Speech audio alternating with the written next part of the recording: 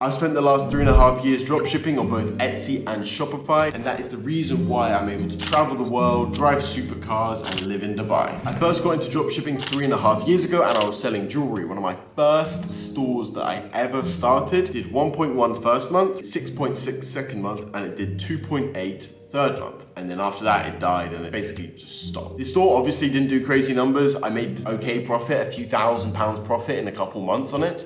But this proved to me that dropshipping was actually a viable business model. It proved to me that it was actually it actually worked. So throughout the entire next year, I just purely focused on dropshipping. I was working with a partner and we just constantly scaled dropshipping stores, mainly using Facebook and Instagram advertisements. At this point in the UK, it was lockdown and I managed to rent a portable cabin office on a friend's farm with no heating and no hot water. But I just put myself in that room with a partner and one employee and literally just grinded for over a year to just figure out dropshipping, make as much money as humanly possible from dropshipping. I'm going to be completely honest. In that first period of Shopify dropshipping, I did around $750,000 in revenue, but made very, very little profit. There was a couple different reasons for this, but mainly it's because I was focusing on actually learning the craft and perfecting the craft rather than just grabbing as much cash as humanly possible. And it was locked down anyways, so it was kind of annoying to travel and there was no real good way to spend the money anyways. So I knew if I just purely focused on learning and bettering myself, that would pay off in the future. Although I didn't earn much money during the first year of Shopify dropshipping, even though I did $750,000 in revenue, I transitioned those skills over to creating more dropshipping brands and also creating some longer term brands. Longer term brands, literally 4 of them are still running 2.5 years later.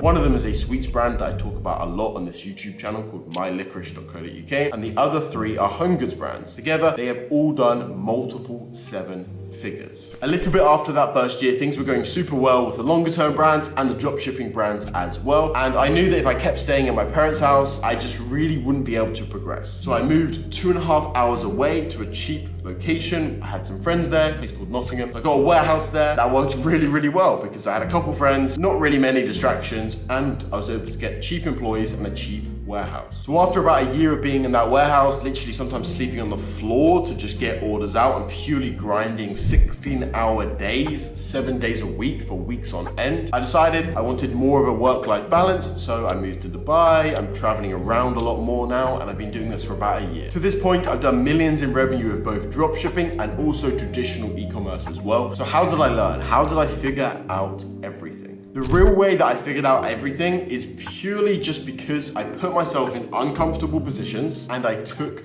action. So the way I actually got started in dropshipping was I had a friend and he was already doing dropshipping and he brought me basically under his wing. He acted as my mentor. He taught me a lot of different things. I obviously worked for him and then we had a partnership agreement, 30%, and then it went to 50%. And that's kind of how I got my foothold into the industry and how I understood everything. I put myself in an uncomfortable position. I was working for him. I didn't really know what I was doing and I was just learning on the job and I was just taking action, right? I was just trying new things. Like obviously I was working for him, but I was also trying new things in my spare time as well. Along the way, I bought loads of courses, I bought loads of different mentorships, and every single time I just kept reinvesting back into myself. Obviously the business was super important and obviously reinvested back into the business as well, testing new methods, testing new products. But the most important thing is always yourself. It's always your brain, it's always your learning, it's always your own capabilities, because that is something you're never gonna lose. Money will come and go, but your actual knowledge and your actual just competence will always stay with you. I really focused on this theory of getting a little bit better every single day, which I got from the compound effect. So the compound effect is you get a little bit better, 1% better each and every single day. And if you do that every single day, 3, 6, 12 months, you get drastically better because your knowledge compounds and you get better and better and better and better and better.